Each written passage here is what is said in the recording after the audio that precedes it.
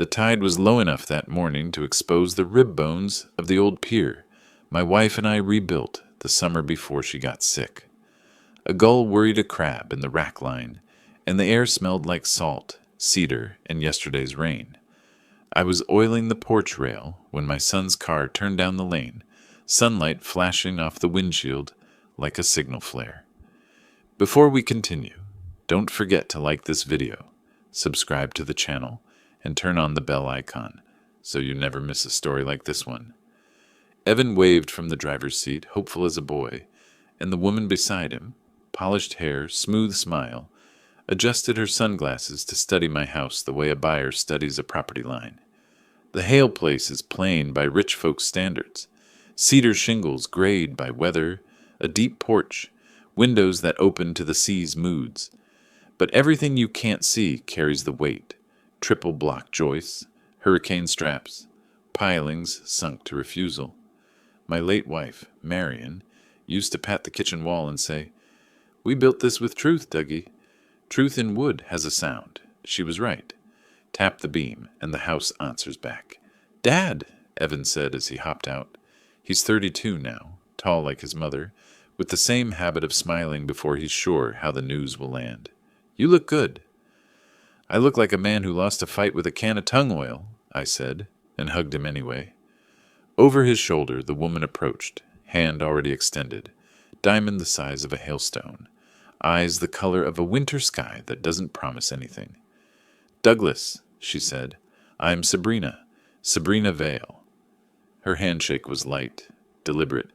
I've met admirals with that touch, people who save their grip for the moment it matters.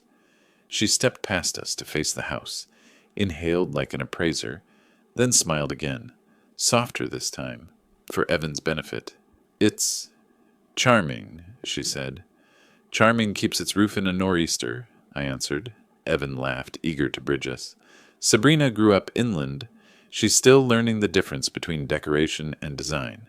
"Design," Sabrina said, testing the word, "is why I asked to stop here first." We went inside through the porch door, the one that sticks when the humidity rises. The foyer photographs caught the morning. Marion in her red raincoat, Evan at 6 missing his front teeth, me in dress blues beside the submarine that consumed 6 years of our lives. I watched Sabrina's eyes move. Family, family, service, family, looking for the seam where a person can pull. "I brought coffee," Evan said, holding up a tray, "from that bakery you like in town."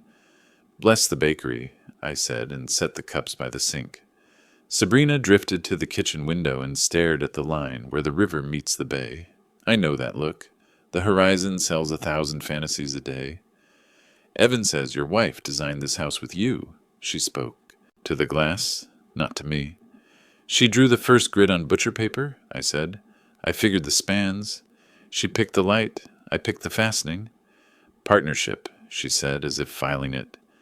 "Partnership," I agreed. Evan squeezed her shoulder.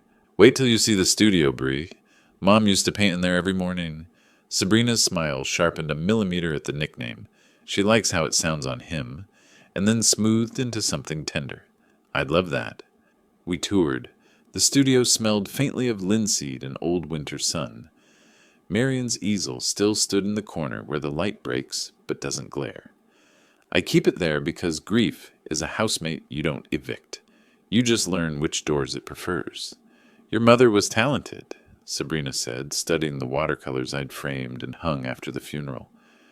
"Prize ribbons," she added, touching the faded rosettes on a peg, reading their dates the way some people read fortune cookies. "She was more stubborn than talented," I said. "Stubbornness is a kind of talent that pays out if you wait long enough." Back in the kitchen, Evan found the old tin of tea Marion loved and insisted on brewing a pot, as if that small ritual could summon blessing. Sabrina stood at the threshold with the poise of a woman who rehearses entrances.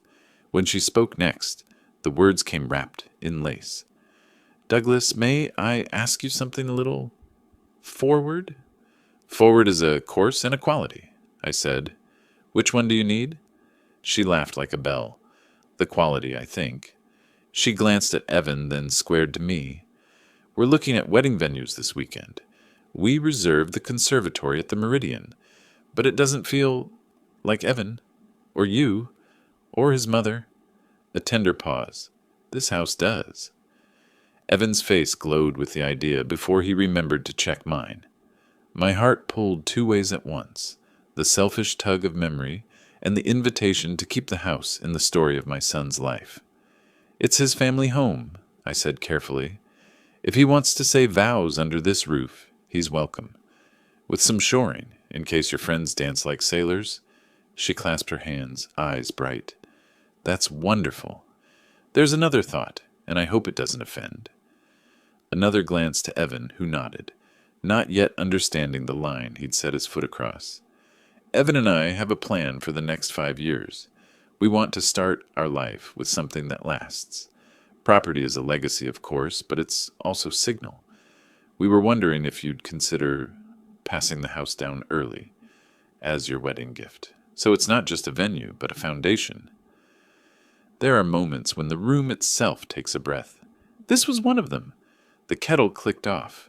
The gulls outside shouted over a bait ball. My fingers found the nick in the oak table where Marion once dropped a carving knife and laughed at herself for aiming wrong. Early, I repeated. My voice came out even. In me, the ballast tanks flooded, as we used to say. Ship settling to a depth where pressure and silence can steady a man.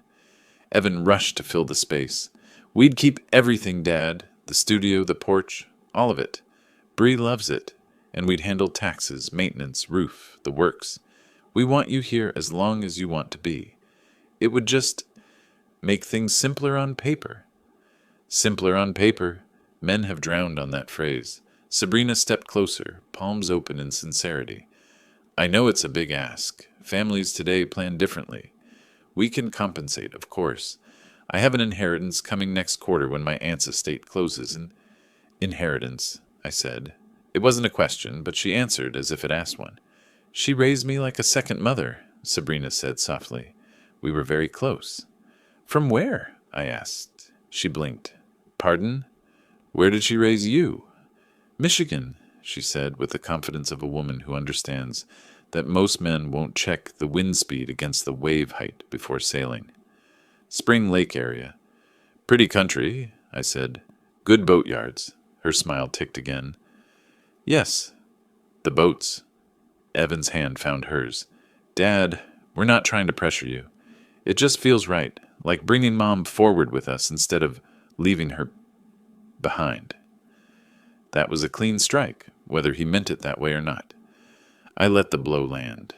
Some strikes teach you something true. I do want Marion forward.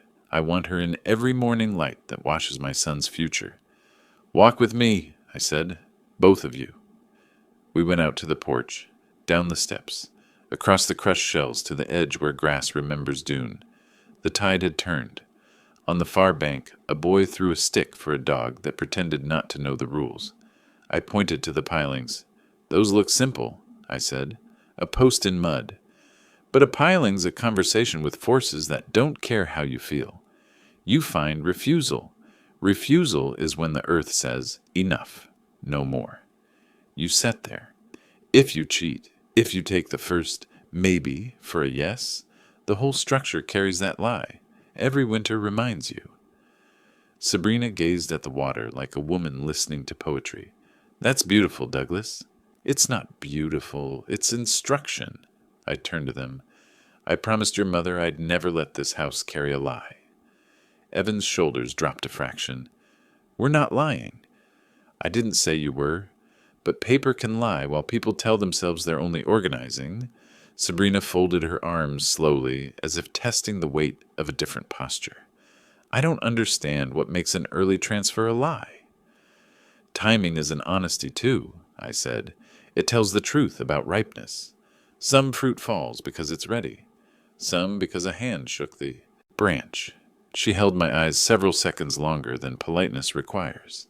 I've stared down men with steel under them who broke sooner. Then she smiled and gentled her voice. We want to honor you, Douglas. We want to honor Marion. Making this house the seed of our family is the most respectful thing we can imagine. Respectful? A word like varnish. Makes anything shine if you layer it thick. The wind shifted a degree colder. From inside, the phone rang. The old landline with a bell that sounds like 1993. I let it ring. Anyone who needs me will call again. I'll think, I said. Thinking's free. Talking is, too. Paper costs. Evan exhaled. Relief and disappointment braided together. That's fair.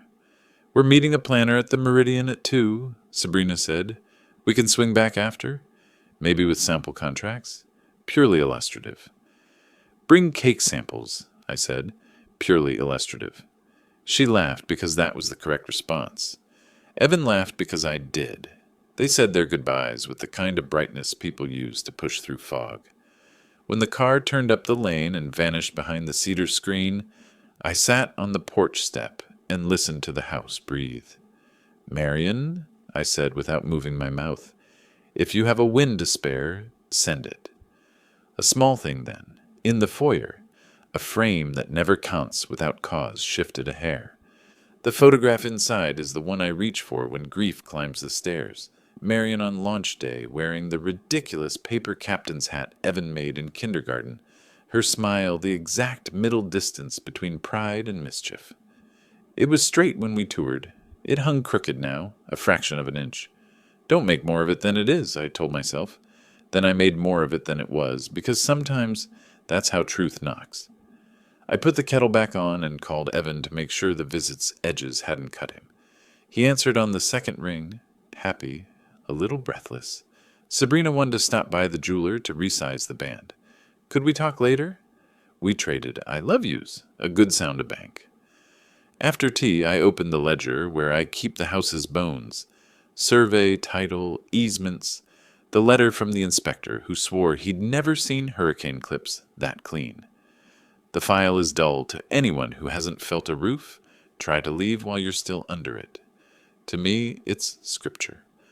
I check the title chain because habit is its own comfort. All square, all quiet. Then I did the thing I do when the water looks glassy but the barometer nags. I walked. The neighbor, Helen Pierce, was trimming her rosemary, spring already rehearsing beneath winter's coat. She lifted her glove and peered over her readers. Your boy brought someone lovely, she called. Pretty as a picture. Eyes like a fox. Foxes are pretty, I said. And they'll teach you about chickens, she said, and went back to her herbs. I laughed, kept walking, and felt my pulse settle.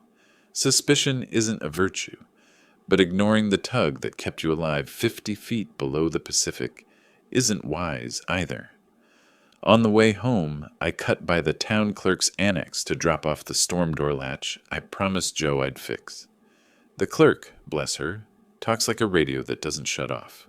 Gossip is the county's second crop. I don't eavesdrop. I do listen to weather. Back at the house, I straightened the tilted frame and went to the studio. The light had turned serious. Winter's late morning. Honest, unflattering.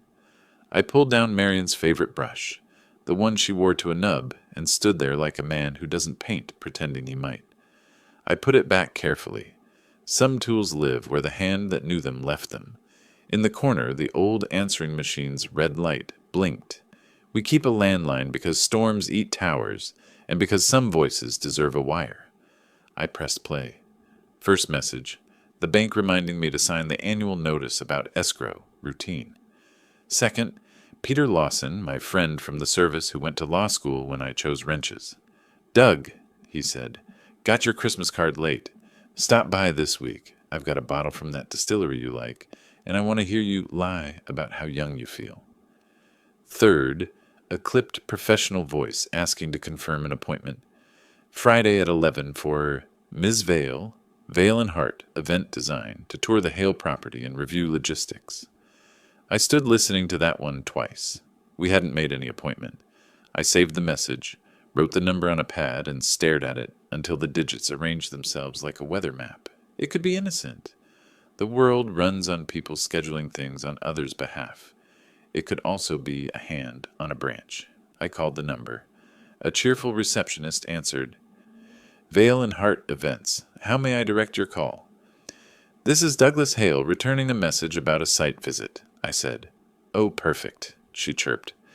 "Ms. Vale wanted to confirm the Friday walkthrough at 11. We'll have our staging vendor and the tenting subcontractor present. Our coastal package recommends 40 by 80 clear span, but we can adjust if your lawn grade can take stakes." "Who requested the visit?" I asked, though I already knew the answer. "Ms. Vale," she said brightly. "She said she's authorized on the property." A gull shrieked outside, the kind that sounds like laughter if you're far from home. I kept my voice level. "We'll need to reschedule. Nothing goes on that lawn without the owner present." A beat. "Of course," she said. "I'll note that." I thanked her, hung up, and stood very still until the kettle clicked again because I'd set it to boil without noticing. Then I poured water I didn't want and watched steam unspool like a thought you haven't chased yet, because you're afraid you'll catch it. When Evan called that evening, voice bright again, full of plans, full of tomorrow, I told him the same truth I would have told him when he was 10 and wanted to build a raft out of pallets and hope. "Son," I said, "bring Sabrina back on Saturday. We'll walk the property. I'll show you what a foundation sounds like when it's telling the truth." He laughed. "Easy." "Okay, Dad." After we hung up, the house exhaled the way a hull does when it shifts from tide to slack. I turned off lights, touched the door frames Marion used to bless with her palm, and went to bed with the window cracked to let the river speak. Somewhere around 3, I woke to that peculiar quiet that feels like a hand drawn across a mouth. I lay there, listening. Then I rose, went to the porch, and breathed the dark until it gave up a scent I knew from the machine shop. Hot metal cooling. Not on my property. Somewhere near, somewhere busy. In the morning, I found a shoe print at the side path where the rosemary kisses the shell. Fresh, narrow, a woman's flat with a tread I could draw from memory. I looked toward town and then toward the house, which stood the way it always stands. Honest, square, ready for the day's weather. "Okay," I said to the cedar posts, "we'll do this with light. And if light wasn't enough, we'd do it with the kind of pressure that makes a piling set forever. Because nothing that tries to steal a home built on truth gets to keep the lie it rode in on. Not while I'm here to hear the knock." Morning sunlight cut through the salt-streaked window, turning the kitchen into a watercolor of gold and gray. The kettle hissed its warning, and the smell of coffee mixed with the faint tang of ocean air sneaking through the cracked door.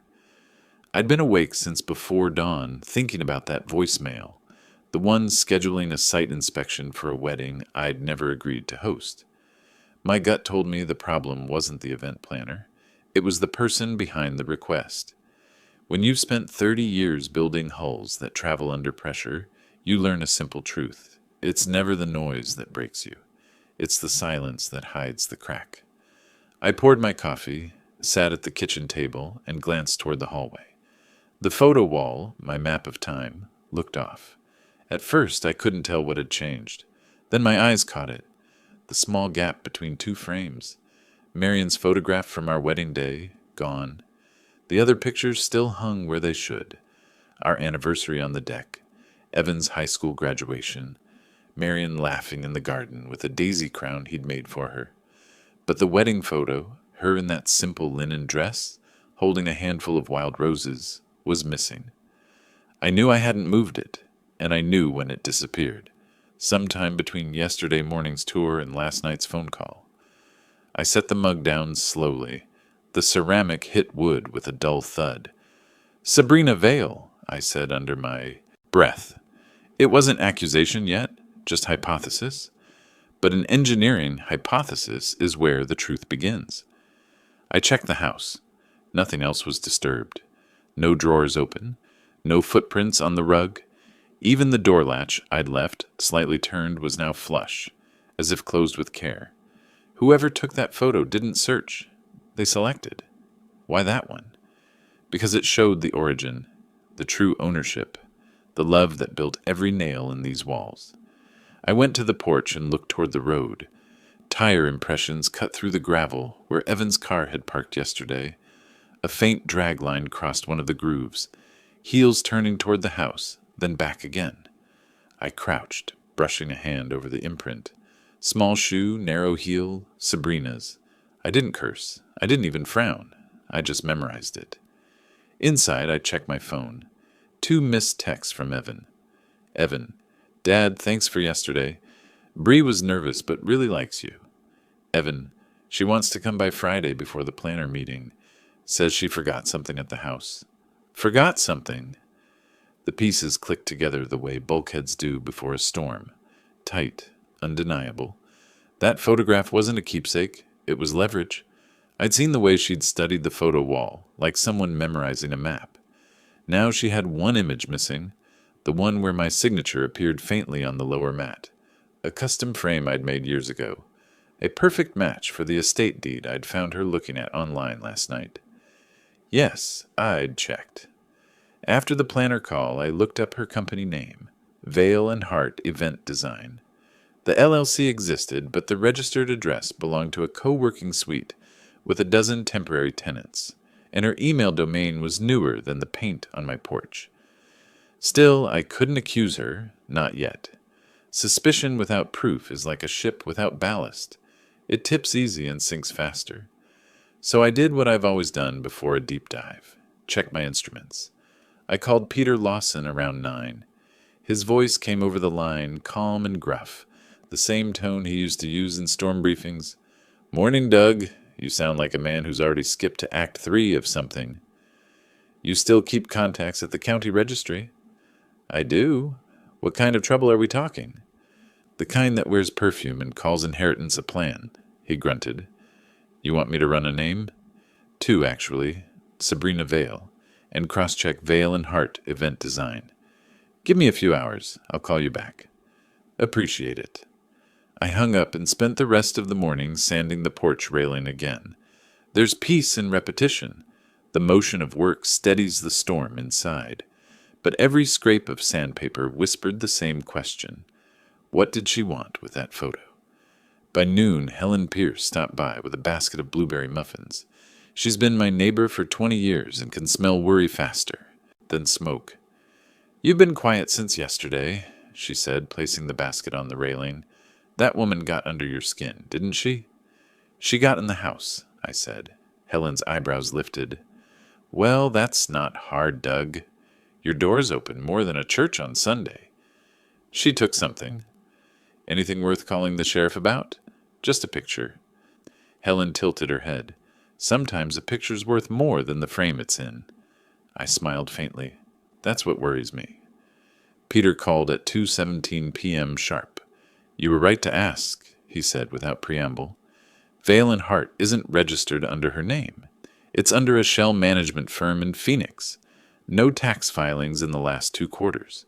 But the kicker, yours, Sabrina Vale, used to be Sabrina Hartwell, changed her name 2 years ago after a civil suit in Michigan. Michigan, I murmured. Spring Lake. Exactly. Embezzlement through a non-profit that collected donations for flood victims. Never convicted, but the firm dissolved. She moved states 6 months later. I thanked him, but my pulse had already gone tight. That night, Evan called again, cheerful and distracted. He talked about tux fittings and honeymoon flights while I listened, memorizing the cadence of a man who still believed the sea was calm. When he paused, I said, Son, do you still have Mom's wedding album? Sure. Why? Check if all the photos are there, particularly the first one, her by the dock holding the roses. There was a shuffle, then the sound of him flipping through pages. Weird. It's gone. The sleeve's empty. I closed my eyes. That's fine. Just making sure I wasn't losing track? He laughed lightly. You never lose track, Dad. Try to remember that. After the call, I sat in the dark, watching the light from the dock reflect on the water. My father used to say, theft doesn't always start with taking. Sometimes it starts with pretending to belong. The more I replayed Sabrina's smile, the more I recognized it, the confidence of someone rehearsed in pretending. By midnight, the phone rang again. Unknown number. I answered anyway. A soft voice. Mr. Hale? This is Laura from Vale and Hart. Ms. Vale asked me to confirm tomorrow's walkthrough. She said you approved it personally. I looked at the clock, 12:03 a.m. She was mistaken, I said. No one steps foot on this property without me present. If she tries, I'll consider it trespassing. Silence on the other end, then understood. Click. I sat there, heart steady, anger cooling into calculation. It wasn't time to confront her. Not yet.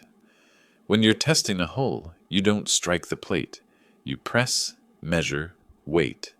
The fracture reveals itself if you're patient. Tomorrow, I'd make sure she walked right into her own crack. The next morning came in damp and gray. Fog. Hanging so low it felt like the ocean had climbed into the yard to rest. The gulls were quiet. Even the river seemed to move slower, the kind of day when time loses its edge. I made my usual inspection walk around the house, habit from years at sea. You check your vessel before you sail, even if you're only crossing calm water. The cedar siding was sound, shutters tight, the porch dry. Only one thing had changed, a faint crease in the mailbox flag where someone had forced it open after dark. Inside was a white envelope, no stamp, no return address. I took it to the kitchen, slid it open carefully with my pocket knife, and pulled out 2 sheets. The first was a wedding venue proposal from Vail and Hart Event Design, printed on glossy paper. The second was a draft contract, unsigned, transferring full usage rights of the Hale property for private ceremony and exclusive residency following event completion. Exclusive residency. The words rolled through my head like ballast shifting in a storm. I poured another coffee, set the papers flat on the table, and took a long look at the handwriting in the margin. Doug agreed verbally, finalized by Friday. My hand tightened on the mug. I hadn't agreed to anything. That wasn't just presumption. It was forgery. At 10, I drove to town. The fog lifted in sheets as I hit the main road, revealing the docks where the trawlers slept. My truck's heater whined, a familiar complaint. Peter Lawson's law office sat above the old hardware store. The brass letters on his door still read, Lawson and Brigg, attorneys at law, though Brigg had died 5 years back. Peter looked up from his desk as I entered. He didn't need to ask why I was there. The papers in my hand told the story. Hell of a morning, huh? He said. Fog's the only thing keeping me from seeing too much, I replied, laying the envelope down. He adjusted his glasses, read the first sheet, then the second. His eyebrows rose. They drafted this under your name? With my supposed verbal consent. He set the papers down and exhaled slowly. Doug, this isn't just audacious. It's coordinated. Whoever's behind it knows exactly how inheritance law works. You think she's done this before? He nodded once. That Michigan case I mentioned. She claimed verbal approval from her employer to transfer nonprofit funds. The trick buys her time. People hesitate to call a liar when a signature isn't on the page yet. Until it's too late, I said. Exactly. He leaned back in his chair, eyes narrowing. You want me to send a cease and desist? Not yet, I said. I want her to believe I'm still thinking. People like her get careless when they think they've already won. Peter smiled thinly. You're planning something. I'm preparing, I said. Naval difference. On the drive home, I stopped at the post office. The clerk, Denise, was sorting letters in the back. She knows everyone in the county by their handwriting. Morning, Doug, she called. Your boy's fiancée came in yesterday, dropped off some documents for next day delivery. I stepped closer to the counter. What kind of documents? She shrugged. Didn't open them, obviously, but she said they were legal confirmations for the wedding, headed to the Meridian in a bank in Boston. Boston. That wasn't the sound of love. That was the sound of logistics. Thanks, Denise, I said, leaving before she could ask questions. At home, I placed the envelope beside my ledger. 2 sets of truth, one built over years, one fabricated overnight. I opened Marion's old filing cabinet and pulled the original deed. Her handwriting filled the margins.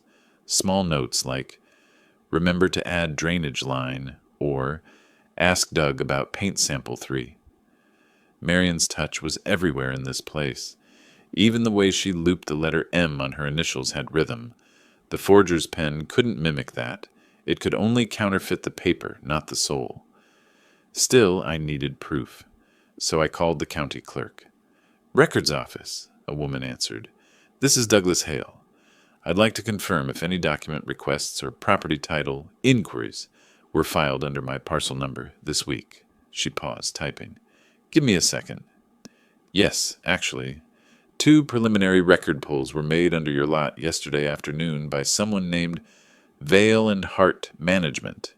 Was a release form signed?" "No, just copies requested. Says pending owner confirmation." "Thank you," I said, keeping my tone even.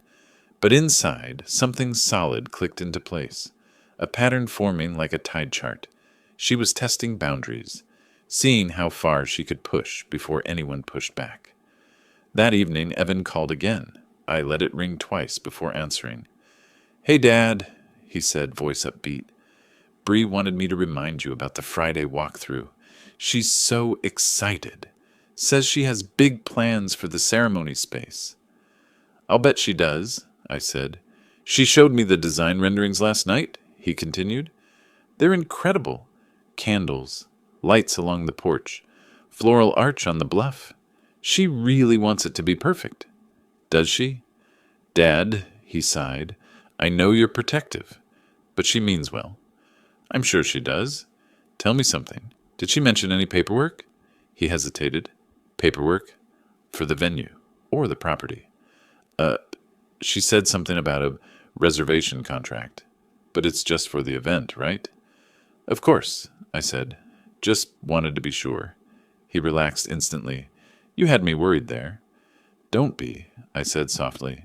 "Enjoy your evening, son." When we hung up, I stared at the phone for a long time.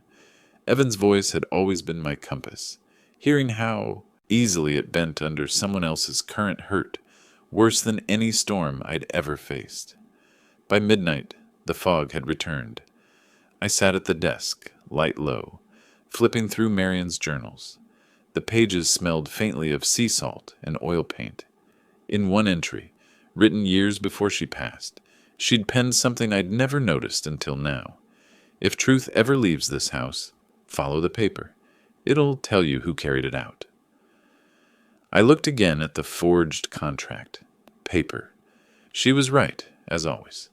The paper trail would tell me who was moving behind my back, so I opened my laptop and began setting a quiet snare. A simple email, drafted to Sabrina Vale with the subject line, "Property Consideration Proposal." Inside, I wrote only one line. "Let's discuss the early transfer on Friday. Bring your documents." Then I saved it in drafts, scheduled to send at sunrise. The trap wasn't ready yet, but by the time the tide came back in, I would know which way her current flowed. There are mornings when the past feels louder than the present, when the creak of the porch board, the hum of the fridge, and the gull's cry outside all seem to be saying her name. That morning was one of them. The draft email to Sabrina had gone out at dawn, just as planned. I watched it leave my outbox like a message in a bottle, tossed into a current I couldn't see. She'd bite. I knew her type, the kind who confuses silence with surrender. I poured coffee, black and bitter, and opened the window. The river below was calm, fog skimming its surface like smoke over glass. Marion would have said it looked like the world was thinking before speaking. She had lines like that, soft, simple, and truer than anything written in law books. It had been 12 years since she passed, but every screw and hinge in this house still remembered her hands. Some mornings I almost caught her humming in the hallway, the old habit she had when mixing paint. That hum, that was her heartbeat turned to sound. I spent the next hour going through the attic, not looking for ghosts, but something closer to guidance. The attic air smelled of pine, varnish, and old summers. I pulled out one of Marion's storage trunks and knelt beside it. The brass latches clicked open with the sound of memory giving way. Inside were her sketchbooks, thick with color swatches, brush notes, and taped Polaroids of sunlight angles across this very house. Between the pages, I found a small recorder, an old silver dictaphone, the kind she used when sketching ideas aloud. There was a sticky note on it, written in her looping hand. For Doug, in case I'm gone before the paint dries. My chest tightened. I sat down right there on the floor and pressed play. The tape crackled, and then her voice filled the room. Soft, warm, real enough to make my hand tremble. Doug, if you're hearing this, I probably didn't finish what I started. A faint laugh. You always told me buildings speak. Maybe they do. Maybe people do too if we leave enough of ourselves behind. Promise me something, sailor. Don't let anyone rewrite what we built. Not on paper, not in memory. The tape clicked, static, then silence. I sat for a long time, the recorder heavy in my hand. It wasn't sentimentality that got me. It was how clearly she'd known me, how she'd already seen the kind of fight I'd one day face. That voice steadied me, reminded me what this was about. Not revenge, not pride, just truth, and keeping her name clean on the beam that held this roof up. When I went downstairs, the answering machine light was blinking again. I pressed play. Mr. Hale, this is Kara from the Meridian Conservatory. Ms. Vale asked us to confirm your venue transfer. Congratulations, sir. The property will make a stunning residence for the couple. Please call if there's any delay with final deed verification. I stopped breathing for a moment. Venue transfer. Deed verification. She wasn't waiting for Friday. She was accelerating. That recorder still sat in my pocket, Marion's voice inside it, like a compass needle pointing home. I took it out, played the last line again. Don't let anyone rewrite what we built. Not a chance, I said aloud. I called Peter. Doug? She's moving faster. How fast? She's using my property as collateral for a venue contract. Likely wants to secure a bank guarantee before Friday. Smart, in a criminal sort of way. She thinks I'm signing over everything voluntarily. Peter paused. You ready to make this official? Not yet. Let's make it educational first. He chuckled. You still like your lessons to hurt a little. They remember better that way. By late afternoon, Sabrina replied to my email. Sabrina Vale. Douglas, thank you for the note. I'm so relieved you're seeing things our way. I'll bring the revised documents Friday morning. You'll love the changes. They simplify everything. She attached a PDF. I downloaded it. Title, Preliminary Gift Transfer, Hale Estate. Within the document, my name appeared 4 times, twice spelled correctly, twice misspelled Douglas Hale. An amateur mistake, but a telling one. It meant she wasn't the drafter. Someone else was feeding her templates. I checked the document properties, created in Boston by T. Rowaneski, a lawyer on the payroll, or someone she conned. Either way, a lead. I printed the pages and folded them into an envelope labeled Friday. That night, I drove out to the bluff above the harbor, Marion's favorite spot.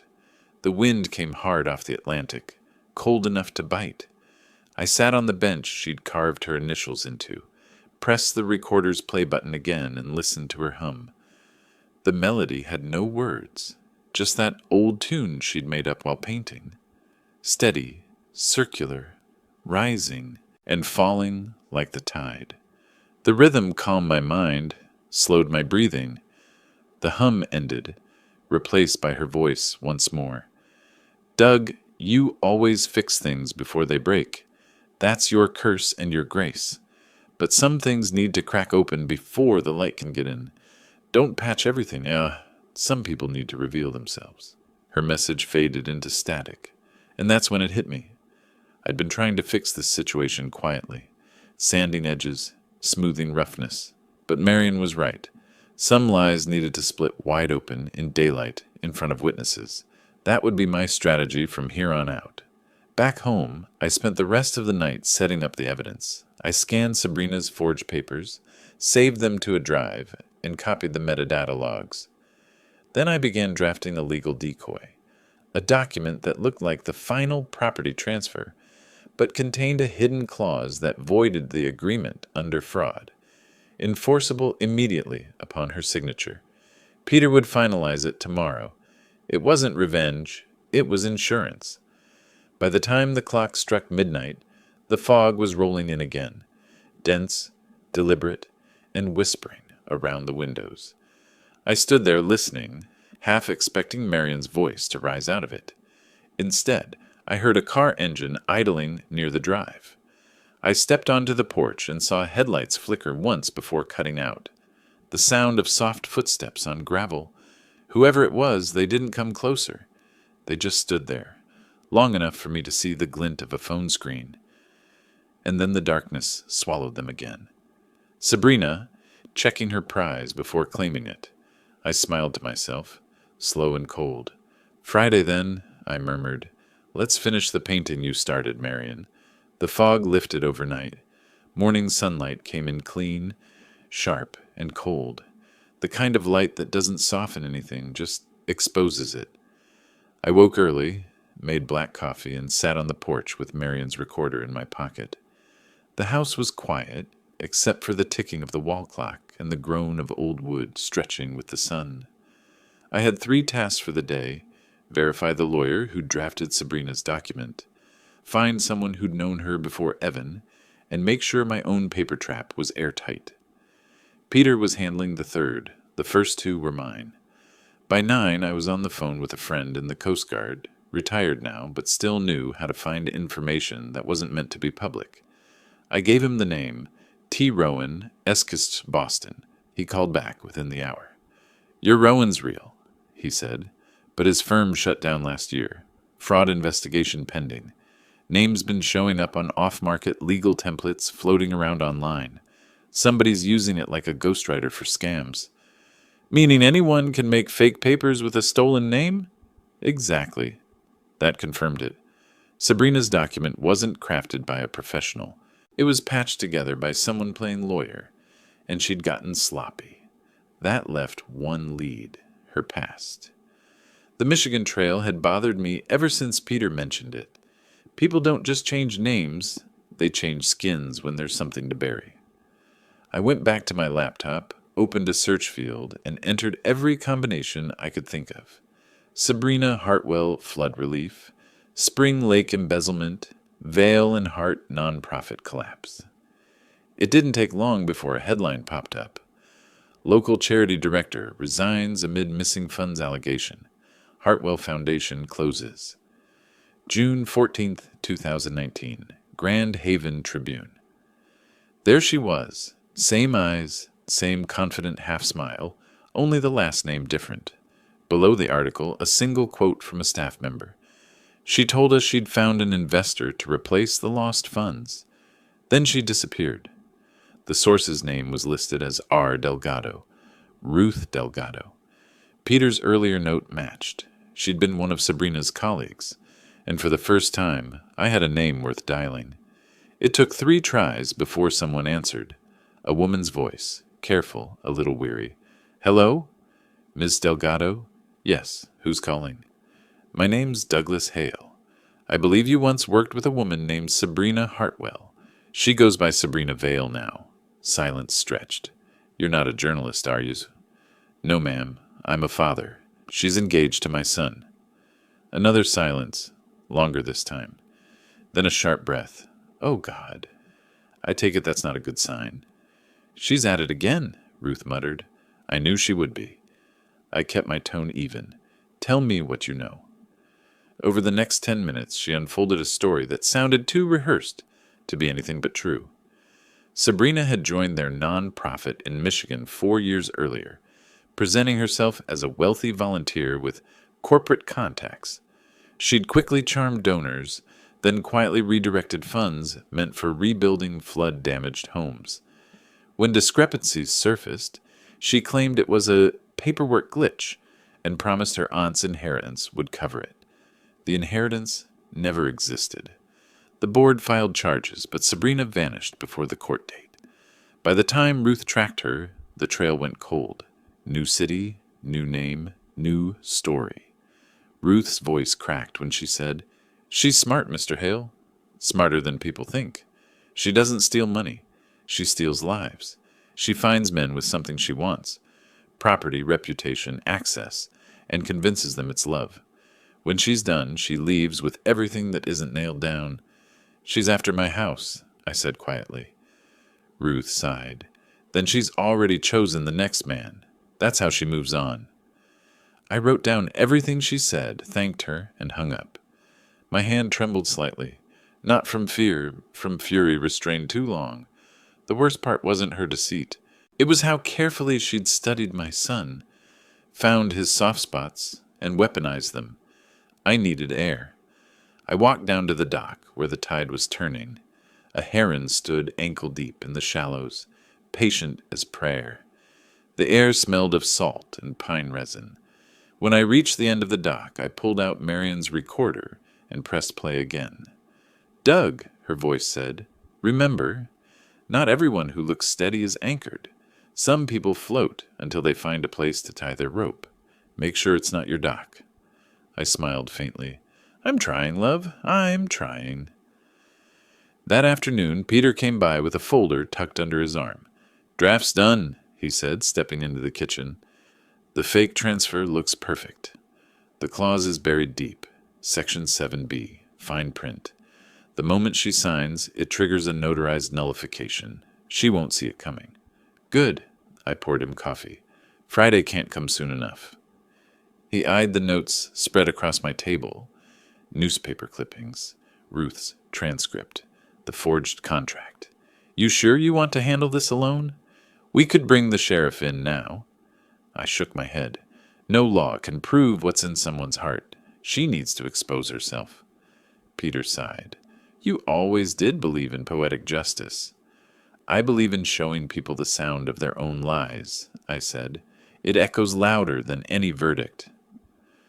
By evening, I'd organized every piece of evidence into labeled folders: forgery witness, metadata, legal nullification. My desk looked like a courtroom waiting to happen. Outside, the sun dipped low, staining the water orange. A shadow moved by the gate, small, swift. I stepped out, but by the time I reached the porch, it was gone. Just a scrap of paper caught on the fence post. I pulled it free. It was a wedding planner brochure, veil and heart signature events.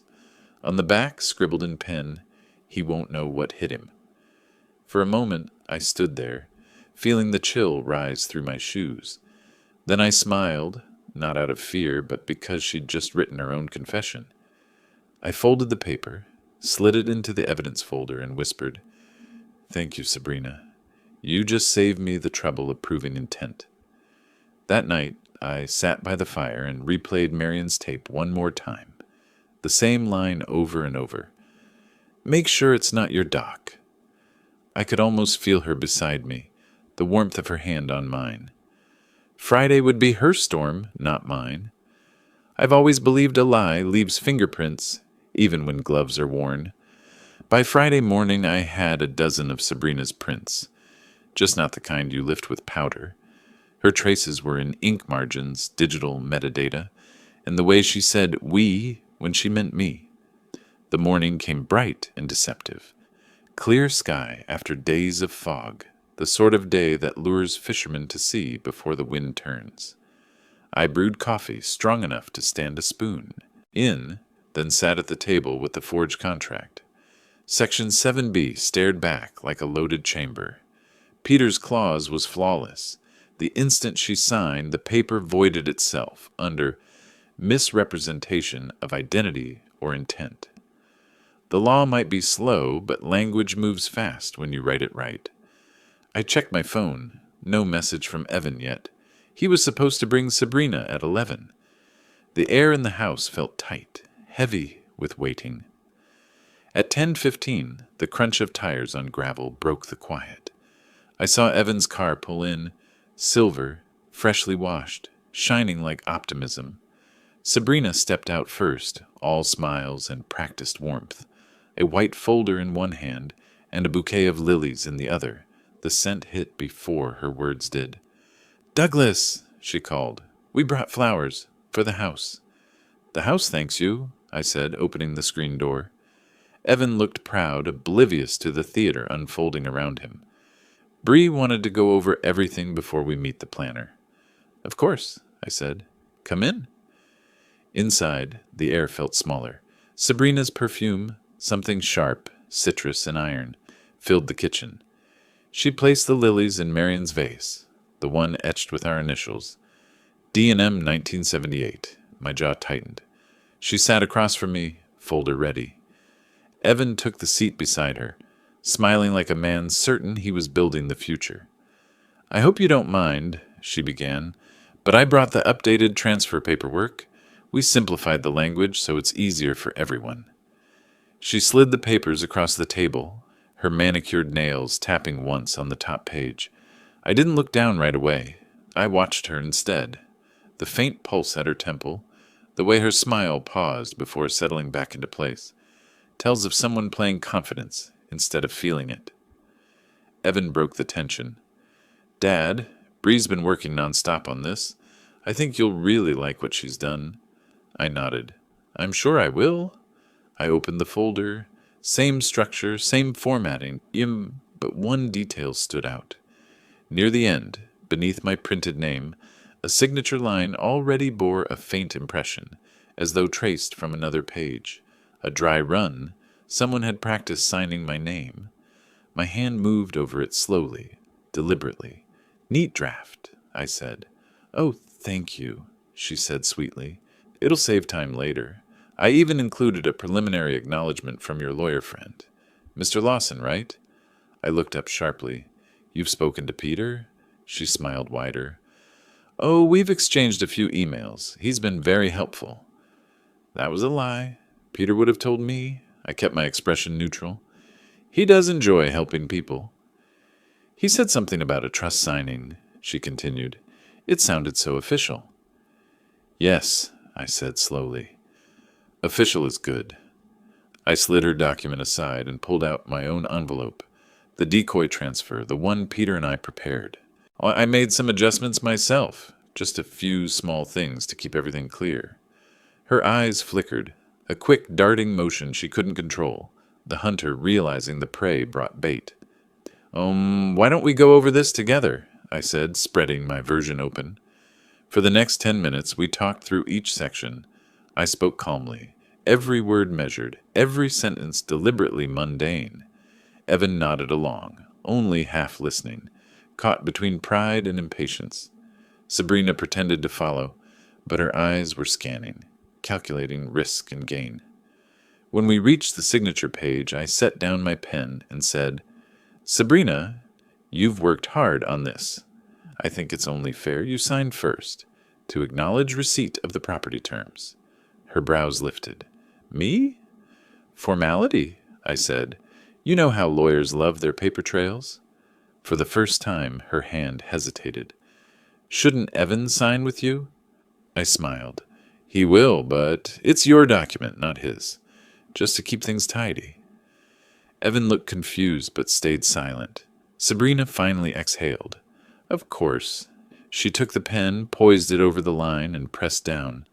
The instant the nib touched paper, I felt it, the quiet click of a trap springing shut. She signed her full name, Sabrina Vale.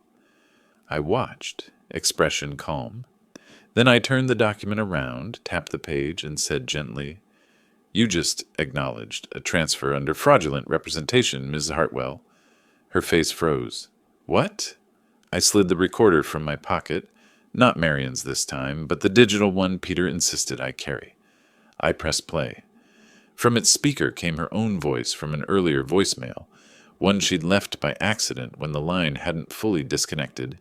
"He won't know what hit him. Once the house is in my name, we can refinance and move. Evan won't even blink." Evan went pale. "Bree, what is that?" she stammered. "That's not me. Someone—" I cut her off. "And here," I said, producing the planner brochure she'd left behind, her handwriting clear across the back. "He won't know what hit him." The silence that followed was heavy as stone. Evan looked between us, confusion, disbelief, hurt, all fighting for control. "Tell me this isn't true." Sabrina's mask cracked. "It's not like that, Evan. Your father, he misunderstood. We were trying to make things easier." I stood slowly. "You mean easier to forge?" She shot to her feet, face twisting. You old fool. You think you're clever. I was trying to save him. You live in the past. This house, that dead woman, your stupid principles. You don't deserve. Stop, Evan whispered. Just stop. She looked at him, panic seeping into her voice. Evan, I love you. He's twisting it. But the damage was done. Her tone had shifted, the practiced sweetness gone, replaced by something sharp and desperate. Evan turned toward me, eyes full of the boy I'd raised, the one who finally saw through the fog. Dad, is it all true? I nodded once. Every word, and the proofs in your fiancée's handwriting, her emails, and her voice. Sabrina snatched her purse, muttering, You'll regret this, before storming out the door. The screen slammed behind her. Evan stayed seated, staring at the papers. I didn't see it, he said. I didn't want to. I put a hand on his shoulder. That's how liars survive, son. They live in the spaces people leave between wanting and truth. He nodded slowly, eyes wet but steady. What happens now? I looked out the window. The road was empty. Now we let her show the world who she really is. That evening, Peter came by to collect the signed documents. I told him what happened. He whistled low. She actually signed? She did. That clause triggered the nullification automatically, he said. It's legal armor now. She can't touch your property. I leaned back, exhausted. She'll try something else. People like her don't quit when cornered. They scramble. Peter nodded. Then we'll be ready. When he left, I stood on the porch again. The lilies Sabrina brought had started to wilt. I tossed them into the river, one by one, until the vase was empty. From the pocket of my coat, Marion's recorder hummed to life. I hadn't even pressed play. Static first, then her soft voice whispering from years ago. When you hear the wind change, Doug, that's just the sea reminding you. You're still anchored. The wind picked up, cool and certain, and for the first time in weeks, I felt steady. Tomorrow would bring its storm, but I'd already weathered worse. The morning after Sabrina stormed out, the sky turned hard and silver. The wind came in from the east, steady, cold, and sharp enough to make the shutters hum. It felt like the house itself was waiting, breath held between calm and consequence. I've lived long enough to know storms don't announce themselves with thunder. They arrive quietly through pressure. The barometer of truth had been dropping for weeks. Today, it would hit bottom. After what happened yesterday, I expected silence. Instead, Sabrina called at 8:10 a.m. sharp. Douglas, she said, her tone smooth again, the edge hidden under sugar. We had a misunderstanding. I may have overreacted. May have? I shouldn't have raised my voice, she continued, pretending composure.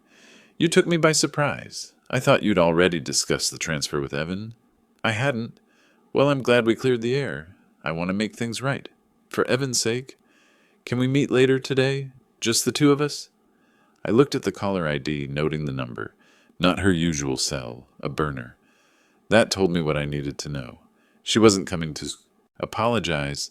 She was trying to negotiate terms before her story collapsed. Of course, I said. How about 3 o'clock, my place?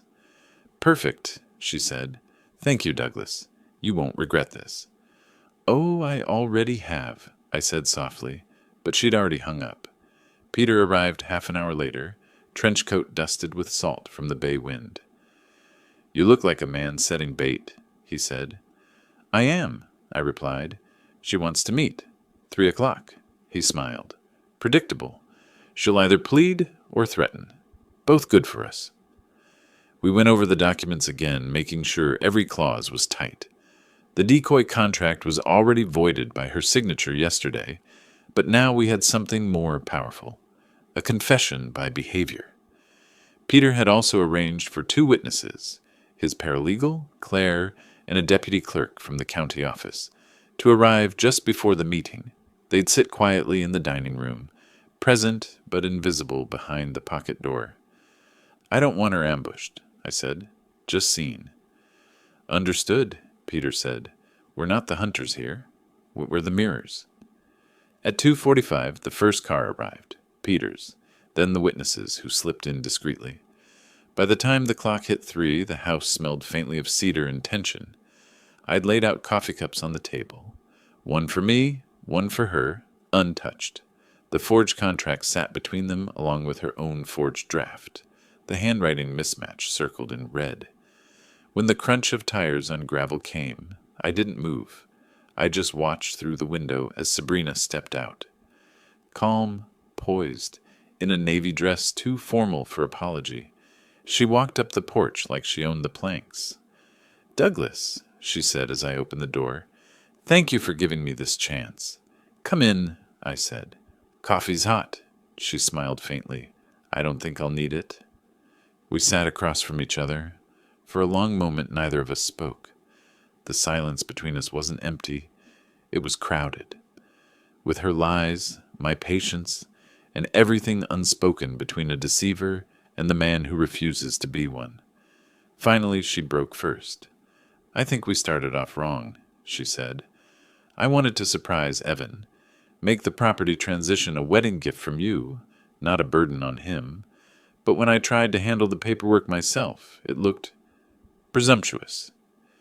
"It looked criminal," I said evenly. Her eyes flashed, then softened again. "You're still angry. I understand. I crossed a line. But I can fix it, if you'll let me." "Go on." She leaned forward slightly, voice lowering. "I've already spoken to a financial contact in Boston. If you transfer partial ownership now, we can refinance at a higher equity value, clear your son's student debts, and—" I held up a hand. "Sabrina," she stopped. "You're making the mistake most con artists make," I said quietly. "You think the other person's greed will blind them." Her lips parted. "Excuse me." I slid her brochure across the table, the one with "He won't know what hit him" scrawled on the back. Then I set down the flash drive beside it. Her face lost color. "I found your emails," I said. "The drafts you sent from the Vale and Hart account to a certain Mr. Rowan, or whoever's still using his name." Her hands twitched in her lap. "You went through my files?" "No, you sent them to mine." Her mouth opened to argue, but I continued calm and steady. "You've been inside my home, my son's trust, my life. You stole a photograph of my wife, forged my signature, and tried to sell the lie as love. You nearly succeeded. That takes talent." She straightened, regaining composure. "If you think this conversation will scare me, you're mistaken. Evan loves me. He'll never believe you." At that, the pocket door behind her slid open. Peter stepped out first, followed by the deputy clerk. Both silent, both witnesses. Sabrina turned, freezing. Peter's voice was smooth as polished brass. "Ms. Vale, you've already admitted to drafting these documents, yes?" No, "Then let the record show," he said, clicking his pen once. "This meeting is being documented as part of an ongoing fraud investigation, with your consent established by participation." Her eyes darted toward me. "You planned this?" I nodded. "I told you I'd give you a chance to speak. You chose to confess." The silence that followed stretched long enough for the clock to tick 4 times. Then she laughed, brittle and wild. "You think you've beaten me. You think your papers will matter when Evan finds out you trapped me? He'll hate you." "Maybe," I said, "but at least he'll hate the truth, not the lie." She stared at me for a long moment, and then her confidence cracked completely. She grabbed her purse and stormed out, voice echoing through the porch. "You'll regret this, old man. You don't know who you're dealing with." The front door slammed so hard the lilies on the table shook. Peter exhaled. "You do love your dramatics, Doug." "I prefer symmetry," I said. "She started it here. She ended it here." After everyone left, I walked down to the dock. The water was calm, glassy, pretending nothing had happened. I pulled Marion's recorder from my pocket and let it play. Her voice filled the quiet. "Doug, remember, the loudest storms are the ones that end in stillness." I smiled. "You'd have liked today, love." She heard the thunder. The sun sank low, cutting a bright path across the water. I stood there until the light turned copper, thinking about Evan, about the conversation that still had to come. It would hurt, but truth always hurts before it heals. And tonight, I could finally breathe without bracing for another lie. The ocean looked calm that afternoon, but I've learned calm water lies. It hides the rip current just below. The invitations had already gone out weeks earlier. Engagement celebration at Echo Bay Conservatory, Saturday 6 p.m. Evan had mailed them himself, proud as any son announcing good fortune. I hadn't planned to attend after yesterday's debacle, but Peter insisted. "You can't win this kind of war by staying home," he said. "Truth needs witnesses." So I pressed my jacket, dusted the salt off my shoes, and drove into town. The conservatory sat on a hill overlooking the bay, white glass panels, polished floors, and too much light for people with secrets. Inside, the guests glimmered in silk and smiles, sipping champagne. The air smelled like perfume and expensive nerves. Evan spotted me first. "Dad, you came!" He looked tired but relieved. His tie wasn't straight, his eyes red-rimmed. Grief does that, even before it knows its name. "I wouldn't miss it," I said. He glanced toward the far end of the hall, where Sabrina was holding court, laughing, radiant, not a trace of guilt visible. She wore white again, not bridal white, but close enough to announce ownership. She saw me and paused just long enough to gather herself before striding over. "Douglas," she said sweetly, "I'm so glad you came. I didn't want things between us to be strained." "Then you shouldn't have forged my name," I said quietly. Her smile never broke. "Let's not ruin Evan's night." "Oh, we won't," I said. "I came to make sure it's memorable." The speeches started at sunset. Evan stood on the small stage, microphone in hand, thanking everyone for coming. Sabrina hovered behind him, glowing under the lights, when he turned to me and said, "And to my father, for supporting us even through everything." I knew the moment had come. Peter caught my eye from across the room and gave the slightest nod. I stepped forward. "Mind if I say a few words, son?" Evan looked uncertain, but Sabrina clapped politely. "Of course, please." I walked up to the podium, the floorboards echoing like a drumbeat. "When my wife Marion and I built our home," I began, "we did it with our own hands. Every beam, every nail, every line on the blueprint told the truth about who we were." People smiled, expecting nostalgia. I let the silence grow a little longer before continuing. "Truth is a strange thing," I said. "It doesn't shout. It just waits, quietly, until a lie gets tired of standing." I opened the folder Peter had placed on the table beside me. Inside were two papers, Sabrina's forged draft and my decoy contract, both signed. "Some of you may not know that my son's fiancée is a very organized woman," I said, voice calm, steady. "She even prepared legal documents for me, anticipating my generosity." A low murmur swept the room. Sabrina stiffened. I held up the first sheet. "This one's hers, a fake transfer of my home. A fine effort, except she spelled my name two different ways." Nervous laughter flickered among the guests. "And this," I continued, lifting the second page, "is the document she actually signed, acknowledging fraud under Arizona statute. Witnessed and recorded yesterday afternoon." Peter stepped forward then, producing a small device. "And just so there's no confusion, we have her voice," he said, pressing play. Sabrina's words filled the hall through the speakers. "He won't know what hit him. Once the house is in my name, we can refinance and move." The laughter died. You could feel the air change, like pressure before lightning. Evan turned toward her, face drained of color. "Oh, Bree!" She stumbled forward, hands shaking. That's not. Someone edited." Peter raised a hand. "Audio authenticated this morning by a court-certified technician." She looked at me then, eyes wide with the realization that there was no more ground left to stand on. "You set me up," she hissed. "I let you set yourself up," I said. "I just made sure the lights were on." The room erupted into whispers. Evan backed away from her, one step, then another. She reached out, but he turned aside. "You lied to me?" he said, voice breaking. All of it?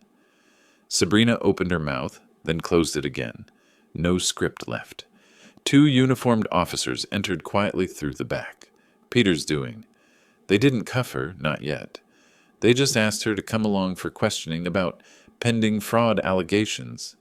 She looked at me once more, eyes blazing. You think this makes you righteous? You ruined your son's life for revenge. I shook my head. No, Sabrina. I just saved what's left of it. After she was escorted out, the conservatory fell silent except for the wind outside. Evan stood there, staring at the floor. Guests began to drift toward the exits, murmuring apologies and disbelief. I waited until it was just the 2 of us. She almost had me, he said finally. I thought I knew her. She's good at making people think that, I said gently. Don't blame yourself. Liars rehearse. Honest people don't. He nodded slowly. What happens now? You rebuild, I said. Same way we built the house. 1 true nail at a time. He tried to smile, but it faltered. And you? I go home. I've got paint to scrape and silence to listen to. We hugged then, quiet and long. When he stepped back, his eyes were wet, but clearer than I'd seen them in months. Outside, the bay shimmered under the moonlight. I walked down to the edge of the water before heading home. The air was cold enough to sting. From my pocket, I took Marion's recorder and pressed play one last time that night. Doug, her voice said softly, if you ever have to stand alone, remember, you're not. The house will hold. I looked back toward the conservatory, lights fading behind me, and smiled. It held, Marion, I said. It held just fine. The wind shifted overnight. You can always tell when a storm has passed, not by the calm, but by the silence that follows it. After the engagement party, I slept for the first time in days without waking at every creak. Still, when morning came, I felt the weight of unfinished business pressing against my ribs. Sabrina Vale, or Hartwell, or whatever name she'd try next, was in custody, at least temporarily. Fraud investigation pending. But law moves slower than truth, and truth had already done its work. Still, Peter insisted on locking the hatch, as he called it. He came by just after breakfast, briefcase in hand. Morning, sailor, he said, his old grin intact. Ready to make this official? Only if it stays quiet, I said. He opened his case and set down a small digital recorder, newer than mine, sleek, professional. This, he said, is what seals the story, the chain of proof. We'll play it once, then archive it with the county attorney. After that, you can finally let the tide take the rest. We sat at the table, same one where Sabrina had once slid her forged papers across, as though she were offering communion. Peter pressed play. First came the background sounds, a faint hum of conversation, the clink of coffee cups, and then Sabrina's voice. He won't know what hit him. Once the house is in my name, we can refinance and move. Evan won't even blink. Her tone was confident, casual. Then another voice entered, a man's. Peter paused the tape. That, he said, is Thomas Rowan, the disbarred attorney she used for templates. He's under federal investigation for identity fraud, the same man who supplied her with those contracts. He pressed play again. Rowan, and you're sure the old man trusts you? Sabrina, please, he's sentimental. All I have to do is smile and mention his dead wife. He's halfway there already. Rowan, once it's signed, we file in Boston, right? Sabrina, exactly. He'll never see it coming. Peter stopped the recorder and leaned back. This was captured from her burner phone. My contact traced the SIM. She'd left it on the table at the conservatory, recording the whole conversation for leverage, until the officer seized it. I exhaled slowly. She recorded her own confession. People like her always do, Peter said. They think they're archiving victories. Turns out they're archiving evidence. We filed the recording with the sheriff that afternoon. Sheriff Miles Grant, a friend from my shipyard days, met us at the office. His handshake was firm, his voice low. Hell of a mess, Doug, he said, "but you handled it better than most." "I didn't handle it," I said. "I just listened." He nodded, playing the tape once more, through his own device, then scribbling notes. When the final words faded, he shut it off. "That'll do," he said. "With this, the state'll move quick. She won't see another shoreline for a while." "Good," Peter said. "The Hales can have some peace." The sheriff looked at me then, serious. "You sure you don't want to press for restitution? She pulled your son in deep." I shook my head. "Money won't fix what she cracked. Let her debt stay moral." On the drive home, Peter said little. We both knew what the silence meant. When trust is betrayed, even justice feels hollow. When we reached my house, he lingered by the porch. "You know," he said, "you could have let the courts do it all. But you chose a quieter route." "I wasn't trying to punish her," I said. "I just wanted to hear my wife's house tell the truth again." He smiled faintly. "Well, it did. Loud and clear." He left then, dust trailing behind his car until it disappeared over the hill. I went inside, made tea, and sat at Marion's old desk. The recorder, hers, not Peter's, still sat where I'd left it. I pressed play, almost out of habit. "Doug," her voice said, soft and sure, "you can't save everyone, but you can save what's honest. That's enough." "Yeah," I whispered, "that's enough." The wind picked up outside, whistling through the shutters. For a moment I thought I heard her laugh in it, not as a ghost, but as memory stitched to sound. Evening settled slow. Evan called around 6. "Dad?" His voice was small, careful. "The sheriff came by. He told me about the recording." "I figured he would," I said. There was a pause. "You knew she was lying, but you still let me see it through." "You wouldn't have believed it otherwise," he breathed out. "You're right." "You angry?" "No," he said after a moment. "I think I'm just embarrassed. And grateful." I smiled. "That's a fair combination." He hesitated. "I don't know how to start over." "Same way we built this house, son. One beam, one day, one truth at a time." He was quiet for a while. Then, "Can I come home for a bit?" The words hit harder than I expected. "You never left, Evan. Door's always open." After we hung up, I sat by the window, watching the tide roll back in. The bay was dark, calm, and endless. The world, it seemed, had started breathing again. On the table lay 2 recorders, one carrying my wife's voice, one carrying the woman who tried to steal her legacy.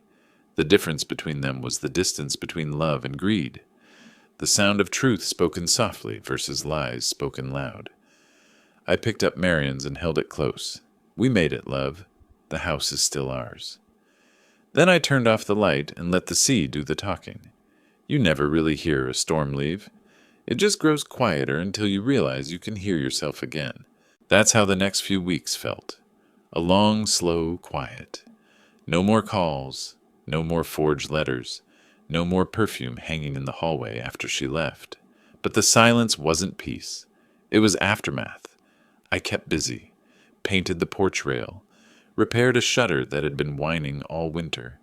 Sometimes I caught myself listening for the sound of tires on the gravel drive, half expecting her car to appear again, headlights slicing through the pines.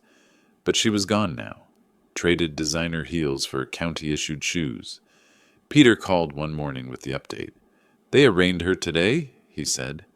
"Multiple charges. Fraud, attempted forgery, identity theft. Looks like the Michigan case finally caught up too." I let out a breath I hadn't realized I'd been holding. "How's she taking it?" "She's pleading ignorance, of course. Claims she was manipulated by her partner, Rowan, and that she only followed his advice. That woman could teach mirrors how to lie." Peter chuckled softly. "The prosecution has recordings, bank statements, fake IDs, all of it. She's not walking out of this one." "Good," I said. "Maybe she'll finally face something she can't charm." Evan was quiet for days after the hearing. When he finally came by, he looked older, not broken, just changed. The kind of change that comes from learning what you can lose. He stood in the doorway like he wasn't sure he was welcome. "You going to keep standing there?" I asked. Or do I have to install a revolving door for lost sons? He smiled weakly. Guess I earned that. Come in. He did. The house seemed to sigh when he crossed the threshold, as if relieved to have him back. We sat at the kitchen table, same seats as always. No papers this time. Just 2 mugs of coffee and a long silence that didn't need words. She pled not guilty, he said finally. Her lawyer said she's the real victim, that you coerced her into signing something she didn't understand. I snorted. Did he mention the audio where she bragged about stealing the house? He did. Said it was taken out of context. We both laughed. A sad, tired laugh that felt more human than anything we'd shared in months. Then Evan's voice turned small again. Dad, I keep asking myself how I didn't see it. Everyone says love is blind, but I think I was just looking at the wrong things. You were raised to believe people meant what they said, I told him. It's not blindness, son, it's trust. The world just gives you reminders when it's time to check your bearings. He nodded, staring at his hands. She's looking at 5 years, maybe more. She'll serve what she earns, I said. The law handles the rest. Weeks passed. The media picked up the story. Engagement scandal at Echo Bay. Fraudulent fiancé exposed by retired engineer. Reporters called, but I never spoke to any of them. Truth doesn't need interviews. It just needs time to breathe. Evan eventually went back to work, quieter, humbler. On weekends, he helped me rebuild the dock, same way he had as a kid. We didn't talk much about Sabrina. Sometimes he'd just shake his head and say, I thought I was building a future. And I'd reply, you were. You just picked the wrong materials. One evening, Peter stopped by with the court's final notice. He laid it on the table without ceremony. Sentence came through, he said. 2 years with restitution. She'll be out sooner, but she'll never work under her name again. I nodded, tracing a finger along the paper's edge. 2 years doesn't seem much for the trouble she caused. Peter shrugged. Justice measures in proof, not pain. He left soon after. I stayed at the table a while, the house humming softly around me, the clock ticking, wind through the eaves, the faraway crash of waves. Then I did what I'd done every night since the first lie surfaced. I pressed play on Marion's recorder. Doug, her voice said, when the storm's gone, don't stare at the wreckage. Look at what's still standing. That's where life begins again. I smiled. Still giving orders, I muttered. Outside, Evan was stacking the last boards for tomorrow's work. I joined him. The tide had dropped enough to expose the pier's old foundation, beams still holding after 40 years of salt and storms. Funny thing, I said. I used to think we built this dock for boats. Turns out it's for lessons. Evan looked at me, puzzled. Lessons? Every board's a choice, I said. You pick the wrong one, the whole thing tilts. But if you build slow and honest, it'll outlast both of us. He smiled faintly. Guess I'm starting over from the first board then. That's the only way worth doing it. We worked until sunset, nails tapping in rhythm with the gulls crying above us. The sky turned gold, then amber, then blue. When we finished, we stood side by side, watching the water lap against the pilings. She's gone for good? He asked quietly. Gone where she can't reach us, I said. The rest's up to the tide. He nodded, and for the first time, I saw peace settle over his face. Later, when the stars came out, I sat on the porch, recorder in my hand, and whispered toward the sea. It's over, Marion. The wind shifted, not harsh this time, just enough to lift the curtain by the door, and in that gentle movement, the house seemed to breathe again. The sea went back to its old rhythm, and so did I. Days stopped carrying tension in their bellies. Mornings came with the smell of coffee and the sound of gulls instead of police calls or lawyers. Evenings belonged to the light spilling across the kitchen wall, the same light Marion once painted into every room. Evan stayed in the spare room for a while after the trial. He said it was just until things settle, but both of us knew it was something quieter than that. Coming home wasn't about shelter, it was about repair, the kind of repair that doesn't use tools. He'd rise early, stack lumber on the dock, and wait for me to join. We rarely spoke for the first hour. The work filled the silence. Nails, sawdust, the smell of cedar, it all had its own language. One morning he said, "I thought she was everything I wanted." I looked up from the beam I was planing. "What did you want, son?" He thought about it, then said, "Someone who looked at me like I was enough." I nodded. "That's not love, Evan. That's theater." He smiled faintly. "Guess I bought a ticket to the wrong show." By mid-afternoon, the tide came in and forced us to stop. We sat on the edge of the pier, legs swinging above the water. The surface mirrored the sky, clean and new, as if it hadn't seen what the last months had done to us. "You think it's wrong I still miss her?" Evan asked suddenly. "No," I said. "Missing someone isn't wrong. It's just proof you felt something real, even if they didn't." He nodded, eyes fixed on the horizon. "I keep hearing her voice, the way she'd laugh when she wanted to change the subject." "Then listen close," I said. "You'll hear where the truth stopped." He took that in quietly. We didn't need to say more. The wind said it for us, steady, unbroken. Peter dropped by that weekend with a bottle of bourbon and a grin. "Thought we should christen the new dock," he said. "It's finally legal, level, and liquor ready." We toasted with paper cups because Marion's glasses still sat in the cabinet untouched. "To clean endings," Peter said. "To honest beginnings," I added. Evan raised his cup. "To Mom, for building everything we're still standing on." The three of us clinked gently. The sound rang soft and pure. That night, after Peter left and Evan had gone to bed, I sat out on the porch with the recorder. I hadn't played it in a week. I didn't need to anymore, not to find direction. But I pressed play anyway, because sometimes you revisit the voice of someone gone just to prove they still fit in the room. "Doug," she said, "you can live inside grief, or you can let it teach you how to live outside it. Either way, keep the light on." The tape clicked off, and for once, I didn't rewind it. Some lessons only need to be heard once. The next morning, I walked through the house, each room holding a little less ache. Marion's paintbrushes still sat in a jar by the window, dust thick around them. I thought about cleaning them, but decided not to. Some relics aren't for polishing, they're for remembering. Evan joined me on the porch with 2 coffees.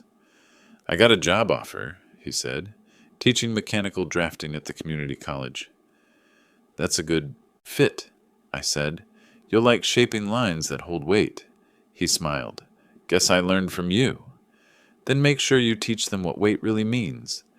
We sat there watching the bay brighten under the morning sun. A small fishing boat crossed the water, its wake carving silver through the blue. "You ever think you'll sell this place, Dad?" he asked. I chuckled.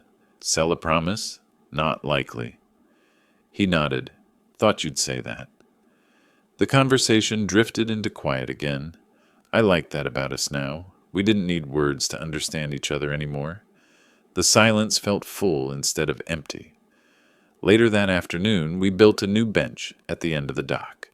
Evan carved something into the underside before attaching the slat. I didn't ask what. It felt like one of those private offerings a man makes to his own regrets. When we were done, he said, "You think Mom would have forgiven me for falling for someone like her?" "She'd have hugged you first," I said, "and told you forgiveness isn't a one-way street. Then she'd have made you paint the railing to keep you humble." That earned a real laugh from him, deep, unguarded, almost boyish. It sounded like healing.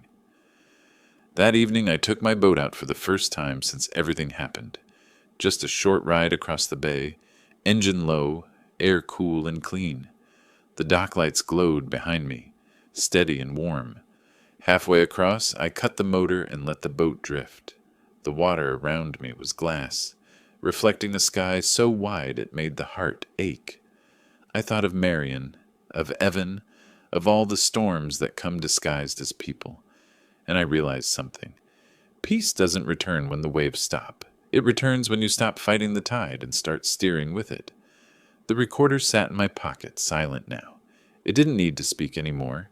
The house had her voice, The wind had her laughter, and I still had the truth. I turned the boat toward home. There are moments when the house feels almost alive.